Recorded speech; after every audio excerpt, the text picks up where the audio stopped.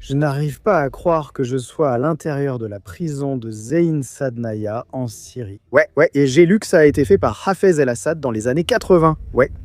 C'est quelque chose du premier désir. Et elle a été utilisée depuis cette époque jusqu'à aujourd'hui, donc il y a beaucoup de souvenirs effrayants ici. D'abord, dans chaque famille d'opposants, il y a un frère passé par ici.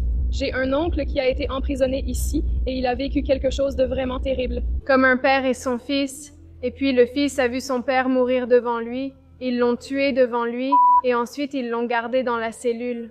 Tu lui fais confiance ? En fait, je crois que la meilleure chose pour la Syrie, c'est la démocratie. Mais je pense aussi que nous ne sommes pas encore prêts pour la démocratie après environ 54 ans de dictature, oui. Donc, j'espère le meilleur pour notre pays, mais je pense que nous devrions avoir un président civil, pas militaire. D'accord. La vidéo d'aujourd'hui va être l'une des plus difficiles que j'ai jamais faites dans ma vie. Et comme vous l'avez lu dans le titre, je vais aller dans une prison qu'ils appellent l'abattoir ici en Syrie. Et c'est là où l'ancien régime torturait les gens, les faisait disparaître. C'était plus une fosse commune qu'une prison. Et si vous me demandez si j'ai peur, vraiment, c'est plus que de la peur, j'ai comme un peu mal au ventre. En fait, je n'ai même pas pris de petit déjeuner. Mais en même temps, je ressens comme une responsabilité de montrer comment était la réalité il y a seulement quelques mois. En fait, avec les quelques personnes avec qui j'ai pu interagir, puisque, je ne maîtrise pas la langue. Mais j'ai eu un traducteur pendant le voyage. Et ce qu'on m'a dit quand on me voit filmer, c'est « montre tout ce qu'a laissé l'ancien régime ». Montre-le pour que les gens ici et dans le monde soient au courant. Évidemment, il y avait une censure infinie. Il y avait de la répression. Et ce que l'on savait dans le reste du monde, c'était plutôt une supposition. Parce qu'il était très difficile de connaître la réalité. Évidemment, on supposait des choses terribles. Mais comme tout le désastre laissé par ce gouvernement, cela ne se voyait pas. Et aujourd'hui, plusieurs youtubeurs se sont donnés pour mission de venir, de documenter et de montrer au monde la réalité. Je n'ai pas pu bouger parce que je suis dans une ruelle. Elle est complètement bloquée par une voiture qui charge des valises là-bas. Et bon, moi aussi j'ai ma valise. Et je suis déjà en train de sortir de l'hôtel. Je vais vers la voiture avec laquelle je pars. Mais bon, je ne peux pas passer par là. Ou bien si. On va voir. Choukran. Maintenant, oui, on continue. Les rues sont trop étroites. Ici, on se promène. Je suis dans une voiture, ce qui me surprend car c'est l'une des rares voitures de luxe. Et si je monte sur le trottoir, je ne peux pas non plus marcher. Je ne peux pas beaucoup marcher sur le trottoir, comme vous le voyez là, parce qu'il y a déjà un désastre là-bas devant. Donc je dois retourner sur la route encore une fois. Et c'est comme ça que je continue. D'accord. Je pense que vous êtes derrière moi. Je reviens en marchant. Regardez cette petite boule de poil qui vient avec nous. Il volait depuis le sud. Je veux que vous fassiez la connaissance de Youp. C'est lui qui rend possible mon entrée dans la prison de Sinaya et aussi celui qui a organisé tout mon voyage en Syrie. Youp, depuis combien de temps organises-tu des voyages pour les personnes qui veulent venir en Syrie? Depuis 6 ans, d'accord? 2019, quand les gens ont recommencé à voyager en Syrie. Et depuis quand les gens ont arrêté de voyager en Syrie, comme après la guerre civile? Oui, après la guerre civile, en 2011, ils ont fermé la frontière et à la fin de 2019, elle a rouvert. Ensuite, elle a de nouveau été fermée après le Covid-19 pendant 18 mois. Et comment est le tourisme depuis 2019? En fait, maintenant, c'est plus comme une aventure, d'accord? Et en réalité, ça augmente très bien. Il y a tellement de gens qui veulent voyager en Syrie. Oui. Et maintenant, après la chute d'Assad, c'est beaucoup plus facile. Et il y a plus de gens qui voyagent maintenant, ce qui est une bonne chose pour le pays. Génial. Dernière question, tous ceux qui viennent en Syrie peuvent-ils aller à la prison de Sinaya? Non. Ce n'est pas autorisé car ils veulent en faire un musée. D'accord. Donc, je pense qu'ils auront besoin d'un peu de temps, d'accord, avant de rouvrir le bureau principal. Eh bien, c'est pour ça. Merci de m'avoir emmené. Et c'est pour ça. Regardez, ce bâtiment devant lequel nous passons était le bâtiment de l'immigration pendant le régime. Juste après sa chute, des rebelles pro-gouvernement sont venus et ont tout brûlé. Parce qu'il y avait là des preuves qui indiquaient des crimes de guerre, en plus du blocage d'innombrables personnes qui ne pouvaient pas entrer.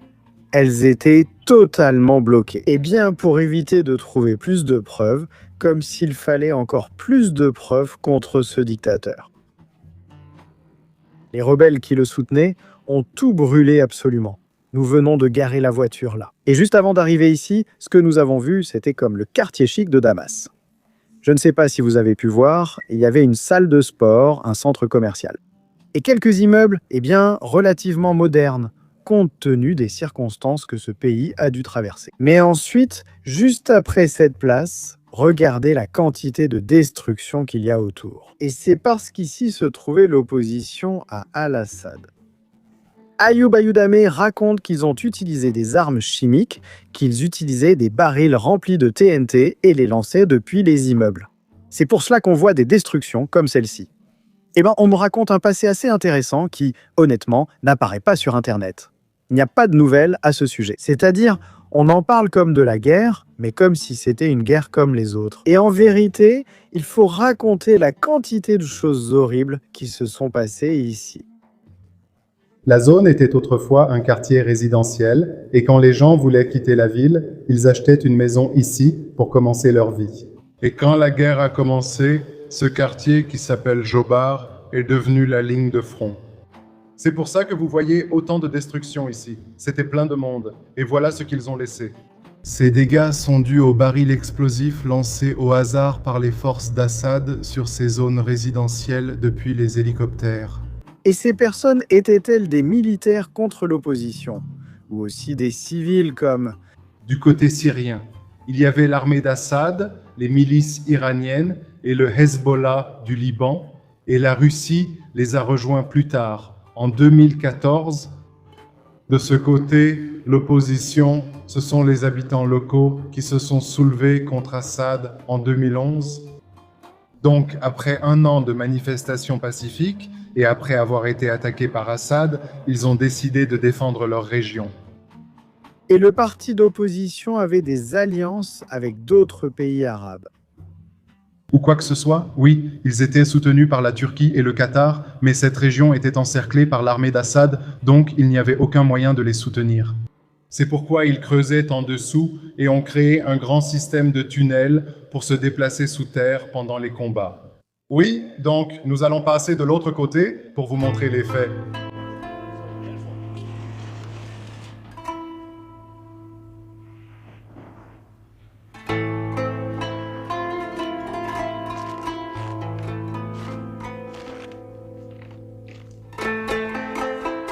Le tunnel, et d'ici, vous pouvez voir le poste de contrôle de l'armée d'Assad. Donc, c'est en fait la ligne de front. Maintenant, nous allons traverser les tunnels pour vérifier cela. Fais attention.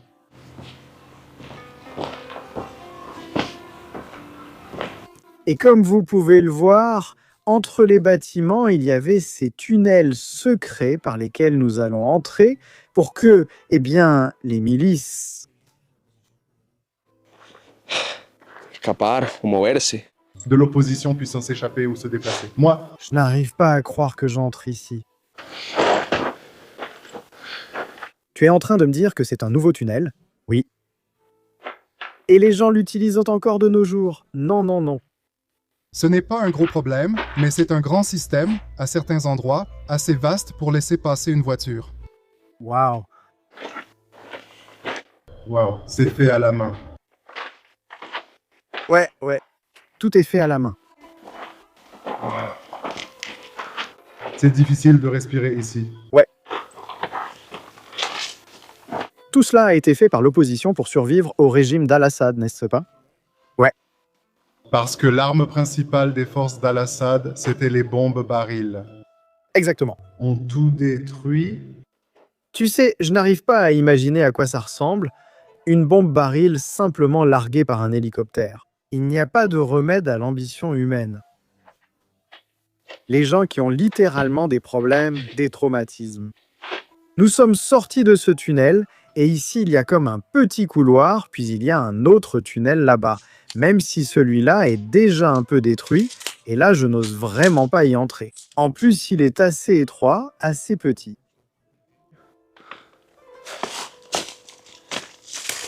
Je vous montre juste l'entrée. Waouh, regardez cette folie.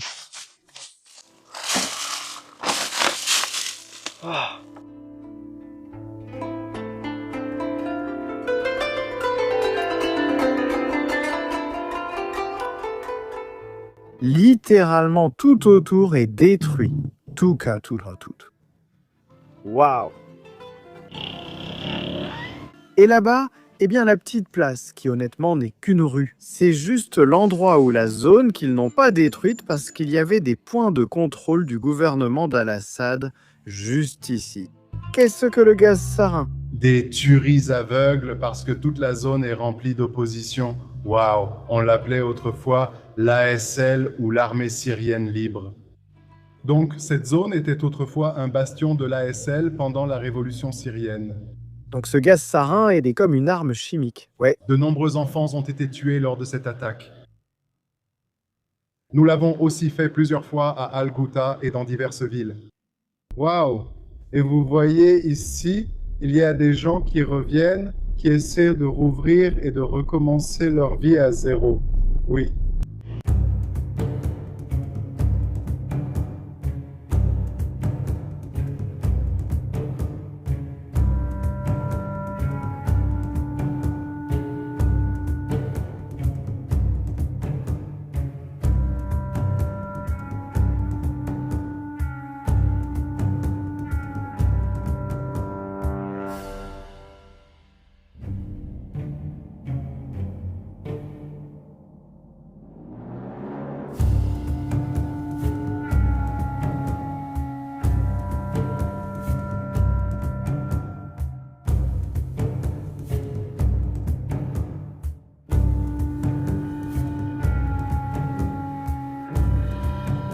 Donc dès que j'entre au musée de la guerre d'octobre, je commence par... Vous entrez dans un espace empreint de tristesse. D'accord? Vous entrez dans un espace empreint de tristesse.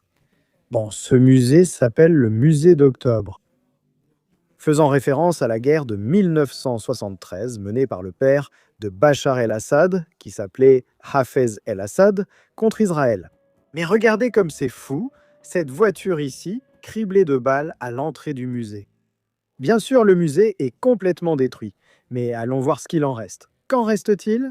Parce qu'il a été construit par la Corée du Nord pour glorifier Hafez al-Assad, et que les personnes qui venaient visiter le musée puissent en voir tous les crimes de guerre d'Israël contre la Syrie, et qu'il glorifie Hafez al-Assad comme s'il était un dieu. En fait, il y a une statue géante avec les bras ouverts. Je vais voir si je peux trouver une photo sur Internet, et je vous la montre ici. Mais évidemment, dès qu'ils ont renversé son fils, ils ont tout détruit.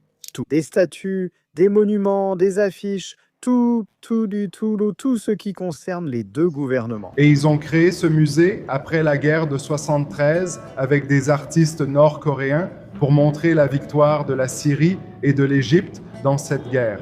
Donc ici, dans cette partie, nous avons les mêmes véhicules militaires qu'ils ont utilisés pendant la guerre de 73 du côté syrien ici, et ceux qu'ils ont capturés du côté israélien de l'autre côté. Donc tout est réel. Waouh! Je me souviens que quand j'étais enfant, ils nous emmenaient ici lors des sorties scolaires chaque année. C'était comme une partie du lavage de cerveau qu'ils faisaient aux enfants à l'époque, puisqu'ils étaient jeunes. Waouh! Chaque année, Ah, au même musée. et la même histoire. Oui, bien sûr. Tous ces chars et camions ont été utilisés par la Syrie. Regardez ces lance-roquettes. Waouh!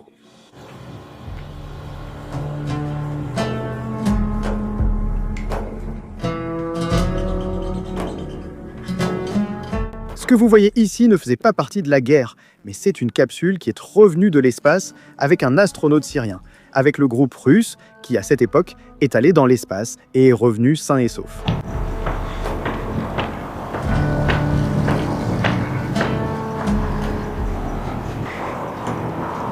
Là-bas, il y avait les militaires qui gardent cet endroit et qui ont dit que nous ne pouvions pas entrer.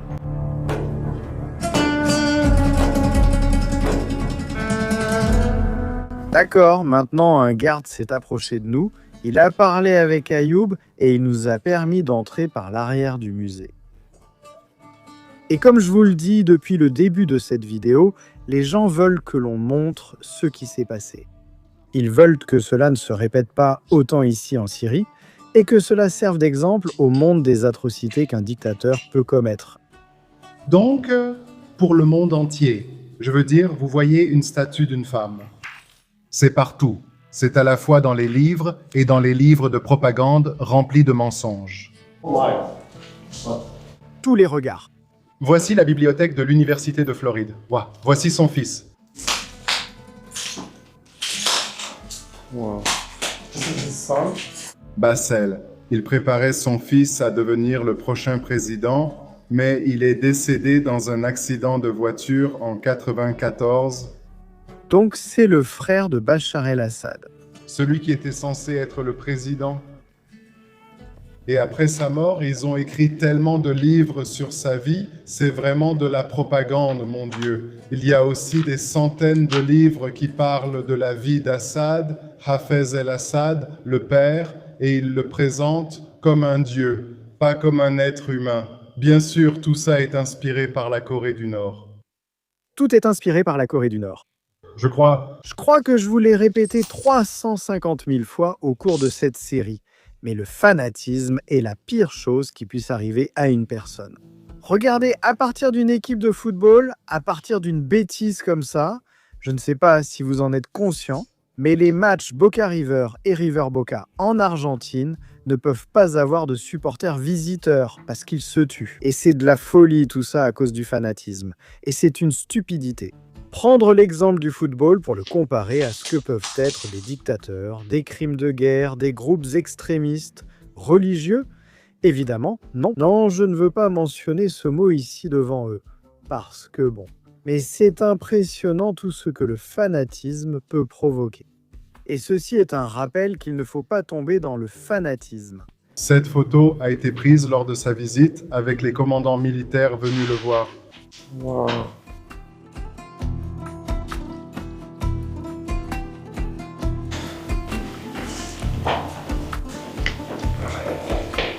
C'est vraiment effrayant. En plus, il fait très froid à cet endroit. Merci.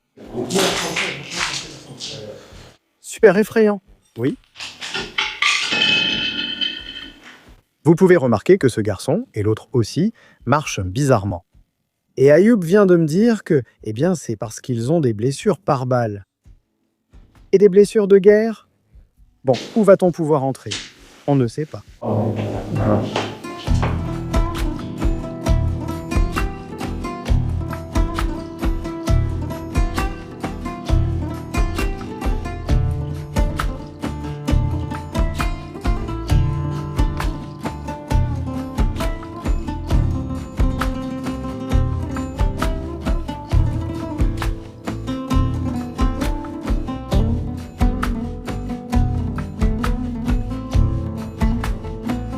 Nous sommes arrivés à la prison de Saïdnaya. Apparemment, il faut demander un visa de presse pour qu'ils te laissent entrer. Jusqu'à il y a 1 mois, ils approuvaient tout, mais maintenant c'est devenu très compliqué. C'est pourquoi d'autres youtubeurs ont pu entrer et filmer l'intérieur de cet endroit. Nous essayons de parler avec le garde. Mais bon, que nous réussissions ou non, je veux quand même vous parler de quelques faits concernant cet endroit. Il a été construit dans les années 80 par Hafez Assad. Le but initial était d'y enfermer des soldats qui avaient commis des crimes militaires, des crimes de guerre ou qui s'étaient rebellés contre le gouvernement. Mais ensuite, ils ont aussi commencé à y enfermer des prisonniers politiques qui se contentaient de penser et de parler contre le régime. En 2011, lors de la guerre civile, le fils de Hafez al-Assad, Bachar al-Assad, a utilisé cet endroit comme un centre de châtiment systématique. Ici, il y avait des tortures, il y avait des morts, littéralement. Il tuait tellement de personnes qu'ils n'avaient même pas d'endroit où les enterrer. Ils ont ouvert une sorte de fosse commune, pratiquement un trou. Et là, ils y jetèrent des gens encore et encore. On estime que depuis l'ouverture de la prison, plus de 150 000 personnes sont enterrées là-bas, dans une fosse commune ou dans plusieurs fosses communes. Parce que depuis que ce régime est au pouvoir, il y a 55 ans, jusqu'en décembre, 2024. Il existe une statistique non officielle, mais plus d'1 million de personnes ont été tuées par le régime et 13 millions de personnes ont quitté le pays. Aujourd'hui, il y a 12 millions de personnes en Syrie et au total, la population était d'environ 26 ou 27 millions, en comptant donc tous ceux qui sont partis, qui pour la plupart vivent dans des camps de réfugiés. Eh bien, ils sont aussi partis dans des pays voisins comme la Turquie ou quelque chose comme ça. Et d'autres ont perdu la vie en essayant. Tout à l'heure, nous avons eu l'occasion de parler avec un monsieur qui a été emprisonné à 4 reprises dans cette prison. Et la première fois, il n'était qu'un artiste. Dans les années 80, ils l'ont mis en prison pendant 9 ans parce qu'il pensait qu'il était un messager de l'opposition. Et il devait toujours payer, soudoyer, parce qu'on l'extorquait énormément pour qu'il puisse sortir, même pour ne pas qu'on le tue. Parce qu'à l'intérieur, il y avait une sorte de loyer, de taxe ou de protection, comme on dit en Amérique latine, qu'il devait payer aux gardiens. Il y a des prisons où il faut payer les prânes à l'intérieur pour qu'ils ne te fassent rien. Ici, les prânes étaient les gardiens et les gens qui surveillaient cet endroit. Mais j'ai lu qu'il y avait eu des massacres, c'est-à-dire qu'il y avait des nuits où ils prenaient 1000 prisonniers et les pendaient tous d'un coup, puis les mettaient dans une fosse commune, ou bien ils leur faisaient subir des électrochocs ou les noyaient. Une infinité de méthodes de torture étaient appliquées dans cet endroit, comme mécanisme de répression pour empêcher les gens de s'opposer au régime. Ok, ils nous ont donné un accès super rapide, juste pour 5 minutes. Tu as dit seulement 5 minutes? Oui. Et pourquoi? Pourquoi est-ce si compliqué maintenant? Parce qu'ils ont eu des problèmes avec des gens qui volaient des preuves et des pièces d'identité à l'intérieur. Donc ils ont fermé l'endroit pour cette raison. Et c'est un peu exceptionnel. D'accord, donc à l'intérieur, c'est comme une prison maintenant, un abattoir humain. Plus de 150 000 Syriens ont été tués dans cette prison parce qu'ils ont exprimé leurs opinions politiques sur l'ancien régime. Donc, toute personne qui dit quelque chose contre le gouvernement Assad finira dans cet endroit et probablement il sera tué parce que la capacité de ce lieu n'est pas énorme. C'est environ 20 à 30 000. Donc, quand ils amènent plus de personnes, ils tuent certains des prisonniers et les remplacent par les nouveaux. Wow. Il est dit qu'ils avaient des mines des deux côtés et après la libération, ils ont essayé de creuser puis ils ont enlevé ces mines. Certaines mines sont toujours là parce que des gens creusaient pour leurs prisonniers, juste pour voir s'il y avait des prisonniers cachés sous terre, car cela s'est produit à Damas. Mais ici, ils n'en ont trouvé aucun sous terre. Ils cherchent chaque jour de nouvelles mines. Wow. Oui, il y a 3 parties principales. Donc, voici le bâtiment principal.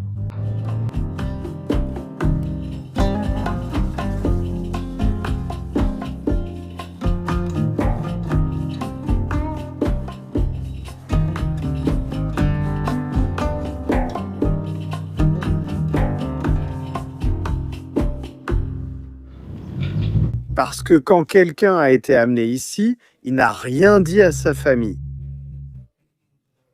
Exactement, c'est plus comme un enlèvement. Oui. Le pire dans tout ça, c'est qu'il pourrait mourir sans même rien savoir. En résumé, les familles versèrent de l'argent à des officiers ou soldats juste pour obtenir des nouvelles de leur fils. Est-il en vie ou mort? Mais ils se contentaient de voler l'argent et ne lui disaient jamais rien à ce sujet.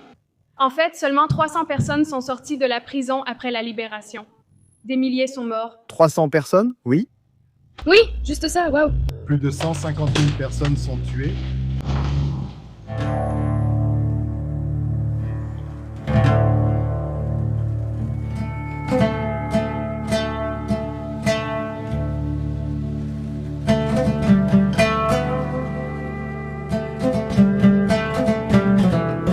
Ayoub a déjà eu l'occasion de venir dans cette prison 2 ou 3 fois auparavant.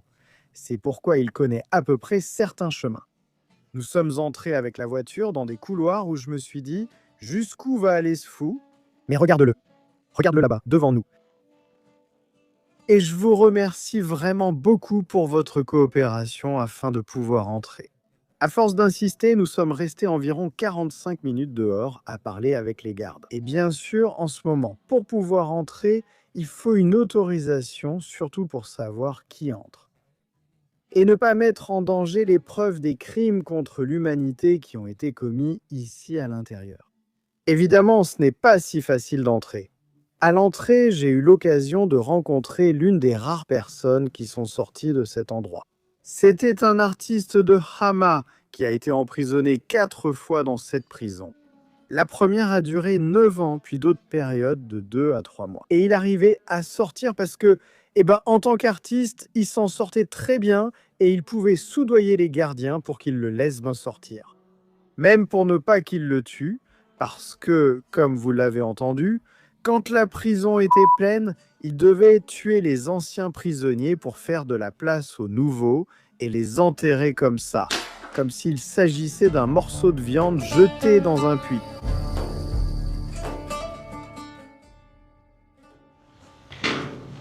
Ceci est l'indication de la section de contrôle médical, donc ils gardent les gens ici pour les examiner. Et voici la pire partie de la prison, la section des cellules individuelles. La pire partie de la prison, oui. Cellules individuelles. Soyez prudents car... Tu fais 2 pas? Yeah. Avant l'exécution, les personnes qui veulent s'éloigner d'eux, on les met ici, seuls, environ 1 semaine avant l'exécution. Non. Ah, et ça, ils disent, j'ai la même chose. Un habitant du coin qui est venu ici m'a dit qu'il mettait des personnes importantes ici, tu sais. Et moi aussi. J'ai une question. Pourquoi l'ont-ils mis ici 1 semaine avant l'exécution? Parce que... C'est celui-là. C'est une forme de torture. Ceci est la cellule individuelle. Mais on a aussi entendu dire qu'ils entassent parfois plus de personnes dans cette petite cellule. À un moment donné, il y avait plus de 10 personnes, tu vois, et certaines personnes ont écrit leurs souvenirs sur les murs. Waouh! Tu es en train de me dire qu'ils mettaient 10 personnes ici? C'est à peine 1 ou 2 mètres carrés, quelque chose comme ça, on ne peut rien faire ici. Et en fait, lors de la libération, ils les ont trouvés ici, ils étaient pleins, tu sais, il y avait des gens ici, ce n'était pas vide. Les gens fouillaient dessous, cherchant des cellules secrètes ou des indices, car tant de personnes ont disparu ici. Ils cherchaient n'importe quelle preuve, même sous terre. Et ici, tu peux trouver les dates et les dessins, les noms des prisonniers qui ont été ici. C'est l'homme araignée? Waouh, tu veux voir la chose la plus importante à propos de ça? Oui, cette cellule. Est-ce que tu connais la journaliste américaine? La journaliste américaine qui a disparu pendant l'époque d'Assad.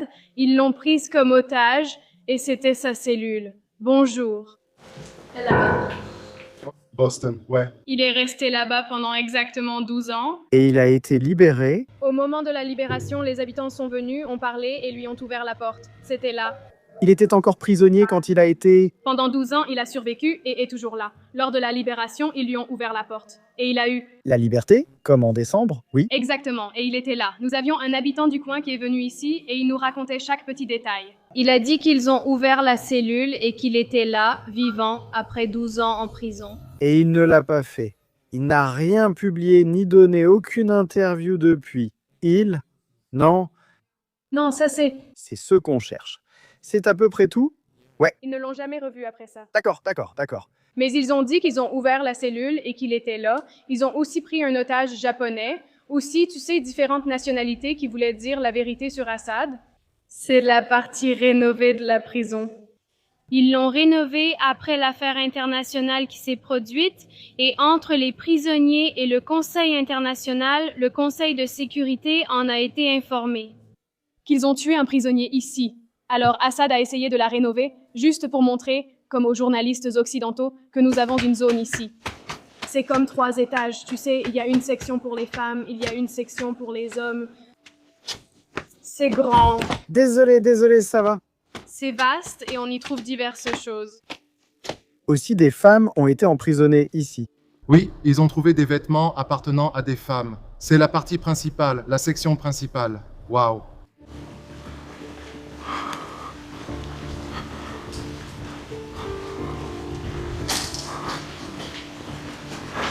Une salle de bain et 100 personnes ici, 100 personnes dans cette cellule, oui.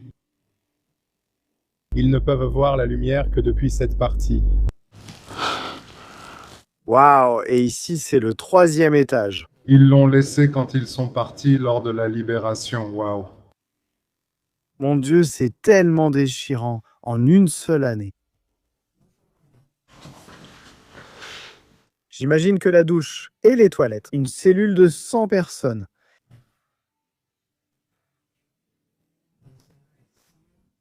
Mince.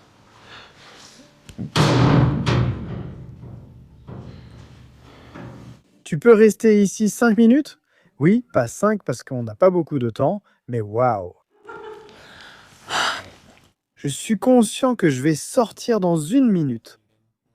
Et avec tout ça, c'est impressionnant l'anxiété qu'on ressent, la douleur au ventre.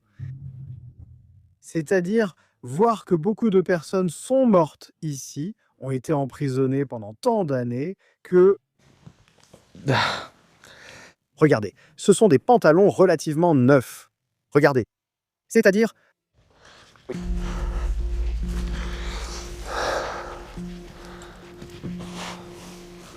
Waouh.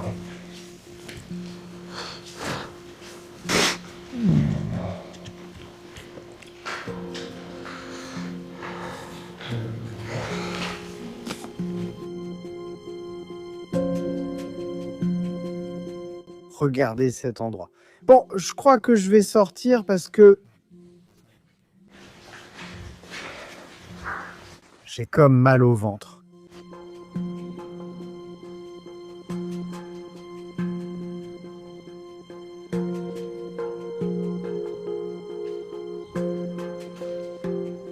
Je n'arrive pas à croire que je sois à l'intérieur de la prison de Sadnaya en Syrie. C'est le quartier des femmes, tu sais? D'accord, on amenait les femmes dans les 3 premières cellules. Et ici, ils regardèrent la scène comme ils le faisaient le matin pour les femmes et le soir pour les hommes. Ils coupaient leurs cheveux. Je voyais que c'est des cheveux, je ne sais pas si c'est une perruque. Ils amenaient les femmes le matin, puis coupèrent ses cheveux et les rasaient et faisaient pareil pour les hommes. Waouh! Regardez la quantité de cheveux. Donc, Pendant que nous étions debout, comme nous étions en train de couper, il fallait être comme ça, dans cette position. Ils les torturaient, mettaient du sang partout. Ils les tuaient et les torturaient. Oh. merde.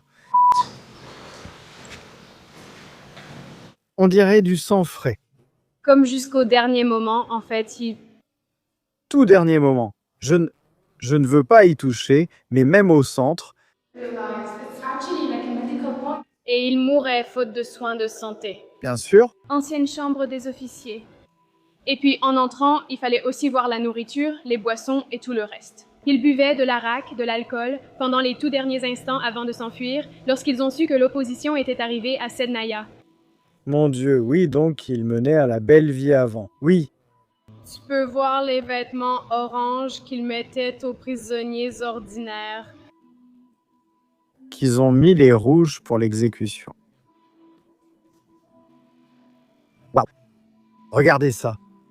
On mettait ces combinaisons orange aux gens. Combien d'étages avait cette prison? Waouh, c'est glaçant. Vraiment, super glaçant.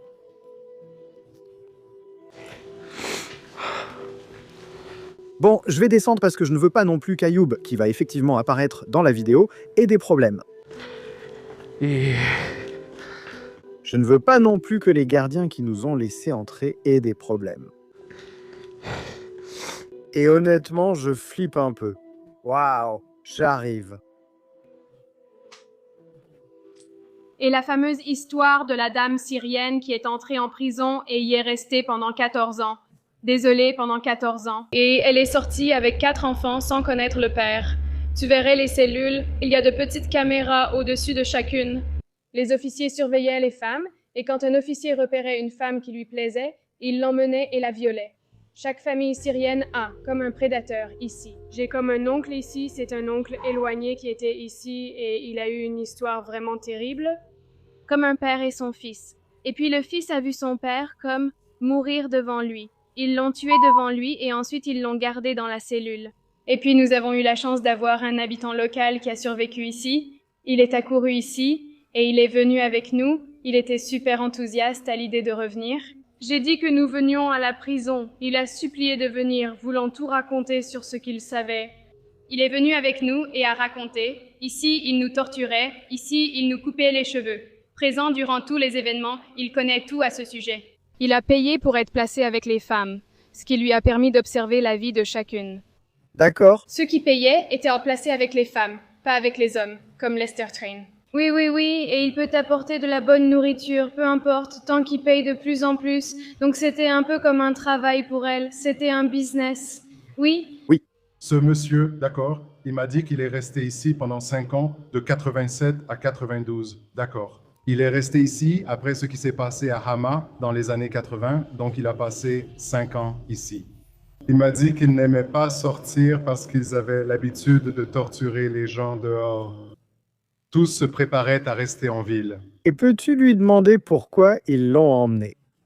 Des idées à ce sujet, vrai? Terrorisme.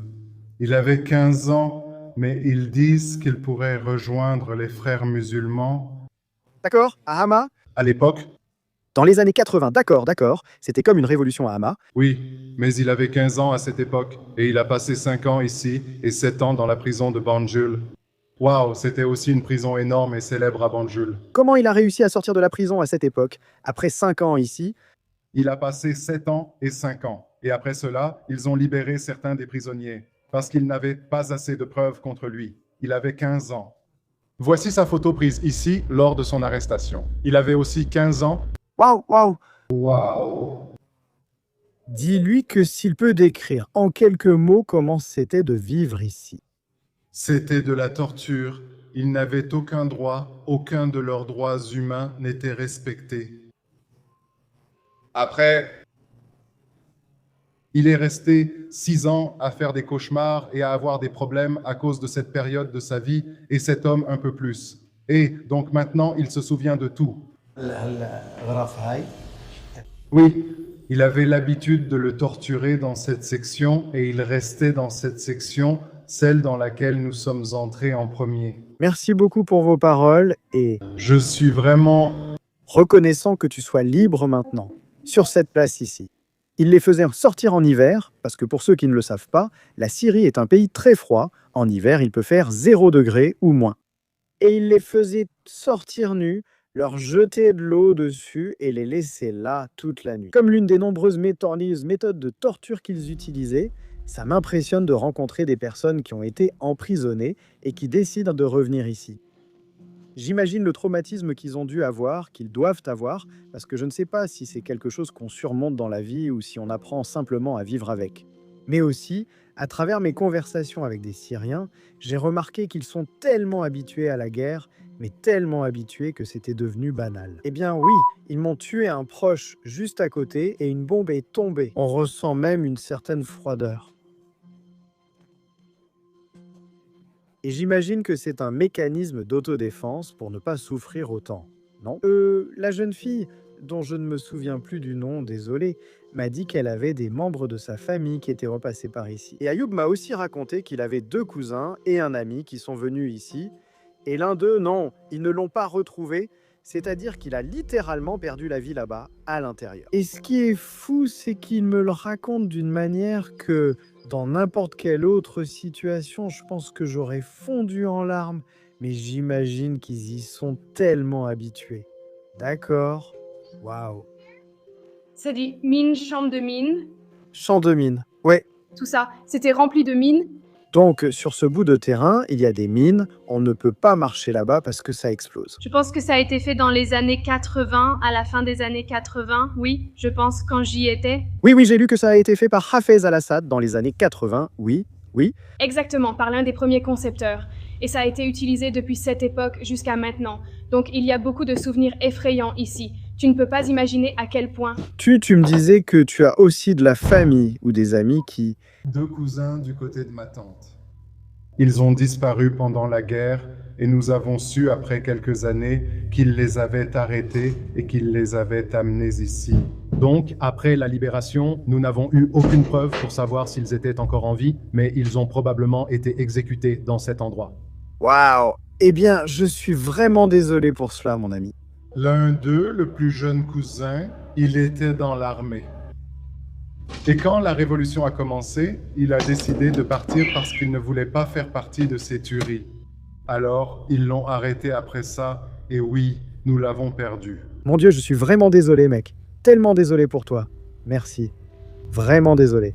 J'ai une question pour toi, Ayoub. J'ai lu que l'ancien président, à l'époque, était avec Al-Qaïda, mais ensuite, il s'en est simplement retiré.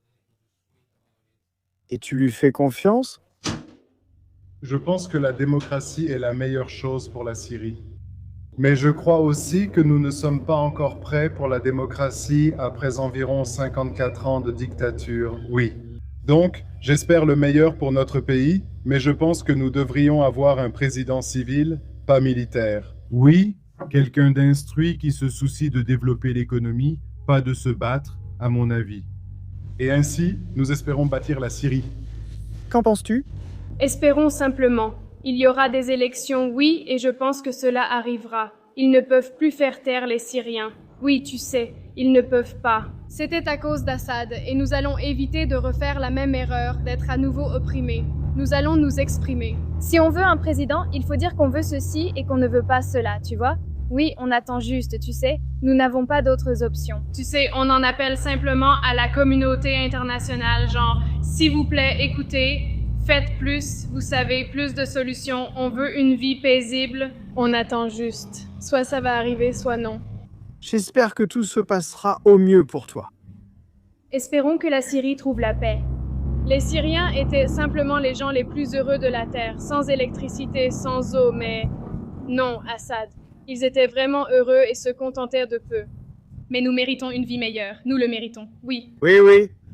En tant que petit-fils d'une grand-mère syrienne, je peux comprendre un peu ce que tu pouvais ressentir à cette époque.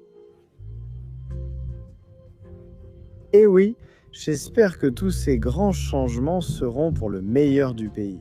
Je l'espère. Merci beaucoup, Emmanuel, d'avoir tout couvert. C'est le chien le mieux dressé que j'ai jamais vu de ma vie et il n'a que quelques mois. Et il n'est même pas resté dehors devant la prison pour éviter de prendre trop de soleil à l'ombre sous cette chaleur, même s'ils lui ont déjà donné de l'eau. Et mec, quel âge a ton chien? 3 mois. À 3 mois, c'est le chien le mieux dressé que j'ai jamais vu. Et voici le premier chien qui va dire mon nom. Mon Dieu. Ainsi se termine mon voyage en Syrie. Je me dirige déjà vers la frontière en voiture pour entrer au Liban et passer les prochains jours là-bas avant de quitter ce continent. Je suis très reconnaissant envers toutes les personnes qui ont fait partie de ce voyage. Le peuple syrien en général est très aimable et je souhaite vraiment de tout cœur qu'ils puissent à nouveau grandir et s'épanouir tous ensemble. Tant de cendres et de décombres qu'il y a partout dans le pays.